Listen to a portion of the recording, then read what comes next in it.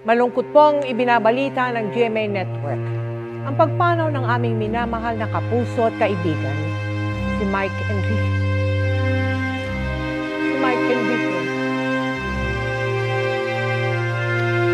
Siya po ay 71 taong gulang. Si Mike po ay halos 2 dekada nating nakasama gabi-gabi dito sa 24 oras. Mahigit 20 taon din siyang naging host ng public affairs program na investigador. Si Mike po ay nagsilbing presidente ng RGMA Network Incorporated at naging senior vice president and consultant for radio operations ng GMA. Siya rin po ang host ng Super Balita sa umaga at saksi sa Double B, sa Super Radio DZBB.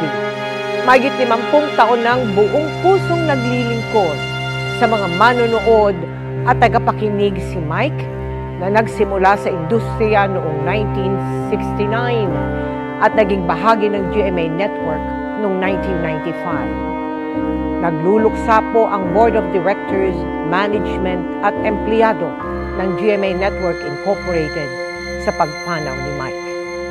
Ayon sa GMA Network, ang kanyang dedikasyon sa industriya ay magsisilbing inspirasyon sa lahat.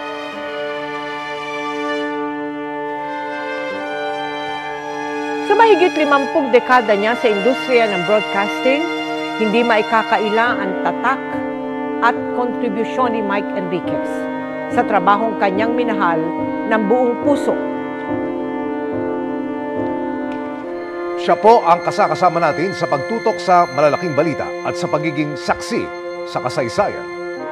Ang aming kaibigan, kapuso at kasamahan, minahal at inabangan din ng milyong-milyong mga Pilipino.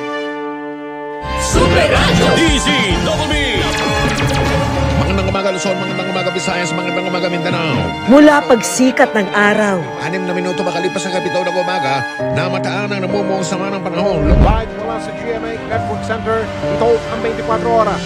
Bakit hanggang ngayon ay 8 milyon pa rin ang nagdodroga sa Pilipinas? hanggang sa pagkagat ng dilim. Nakatutok kami 24 oras. Ang kanyang trademark na tinig Sabi nga ng ilan same pa rin. ang naghahatid sa atin ng mga balitang walang kinikilingan at walang pinoprotektahan. Hindi namin kayo tatantanan. Mahigit 50 taon na ang career ni Mike Enriquez sa broadcasting. Nagsimula yan nung siya'y 19 years old pa lang. Sa di sinasadyang pagkakataon, nang dalawin niya ang isang kaibigang nagtatrabaho sa radyo. Sabi niya, Mike is applying for a job. Sabi ko, of course not. Sabi niya, oh, why don't you try? Nothing to lose. I'll read the newspaper. Binasa ko. Tapos at the end, tinanong niya ako, when can you start? Taong 1995, nang lumipat siya sa GMA Network, kung saan sinimulan niyang pamunuan ang radio department ng GMA na kanyang pinalaki mula sa 4 na istasyon lamang. Oras po natin, alas 7:38 segundos. Bubukan natin ang lahat.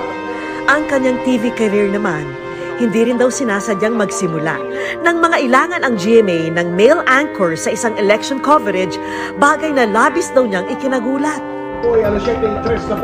Itong mukha na ito, hindi pang TV ito Tanggap ko yun. Sarili ko ang nanay, hindi makapaniwalang sa TV ako Kinuha si Mike para maging anchor ng pinakabagong newscast ng GMA, ang Saksi. Nangawag nila ako for a meeting. Sabi nila gusto nila fast-paced newscast. Tapos ang gusto nila ay mabilis, no? Mabilis. Tsaka puro headlines lang. Nervyos ako noon. Nanginginig ako sa takot, ang lamig pa ng aircon. Basta po kayo, tataas na ang presyo ng langis bukas.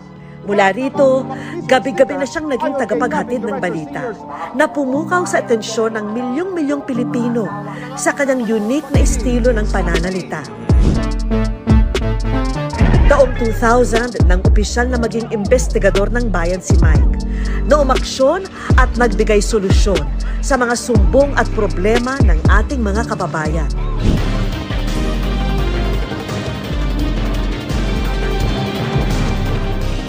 At pagsapit ng 2004, lalo pa siyang naging bahagi ng bawat gabi ng mga Pilipino Narito ang pinakarespetado, pinakapinagkakatiwalaan. nang maging isa sa mga anchor ng 24 oras. Dahil hindi natutulog ang balita. Ang 24 oras na investigador ng bayan, tunay na ngang walang inaatrasan. Ng eleksyon 2010, si Senador Noynoy Aquino. Senador, magandang gabi po. Magandang gabi rin, Manong Mike. Mula gera sa Iraq, Kahit sa anong dako ng mundo kagaling dito, iisa lang kami. Iisa lang ang aming misyon. Lahat kami mamamahayag. Ang trabaho namin, ipaalam sa buong mundo ang katotohanang nangyayari dito sa loob ng Iraq. Dati, yan oh. Ngayon, ito na. Sa lupa. pati pinakamalalakas na bagyo. Mahigit 20 minuto na kami lumilipad dito, papalapit na sa Tacloban. Lahat ng dinaanan namin, lahat ng bahay, sira. Tignan ninyo ang mga tao, kanya-kanyang hakot na nung mga karga nung barko na mga sakong puti. Ni isang bubong, Mel, ni isang bahay, ni isang struktura o gusali, wala ka makikita na walang pinsala. Mga nakapanlulumong trahedya. Hindi pa rin po nakakabangon mula sa nangyaring bakbakan ang dating sentro ng komersyo dito po sa Marawi. Ganito ang sistema dito, Mel. Mga makasaysayang pangyayari. Bakit kayo nandito sa Vatican? Bakit nyo gustong makita si John Paul II? Ang sabi nila, Mel, kasi isa siyang mabuting tao. Sa mga sandaling ito, meron daw nagaganap na negosasyon para sa pagre-resign ni Presidente Estrada. Hanggang sa taon ng traslasyon ng itim na Nazareno. Patindi ng patindi ang damdamin ng mga deboto.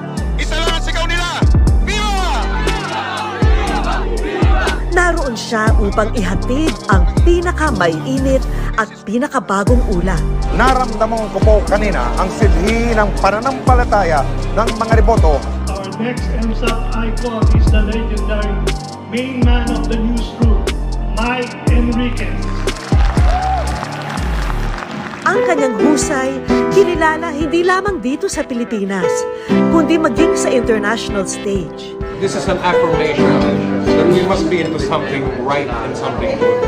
Ako po si Mike Enriquez, buong puso para sa Pilipino. Ito ang GMA, walang kinikilingan, walang pinoprotektahan. Yo! Pero sa kanyang galing sa pagbabalita, kanya rin na ipapakita ang kanyang pagiging tao lamang. Kung saan galing yung bagong strain o uri. Excuse me mo! Hindi po yung coronavirus. Ang coronavirus.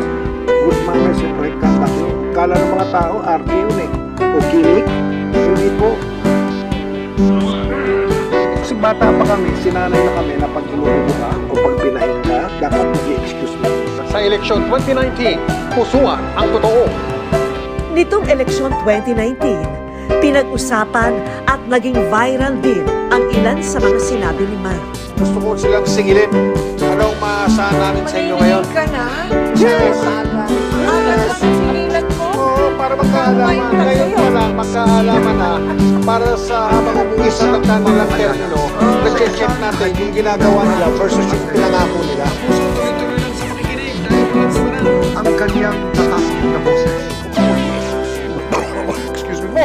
ang kanyang buong pusong pagsisilbi sa bayan, muli nating balikan. Hindi natin tatantanan. Salamat at paalam, Mike Enriquez.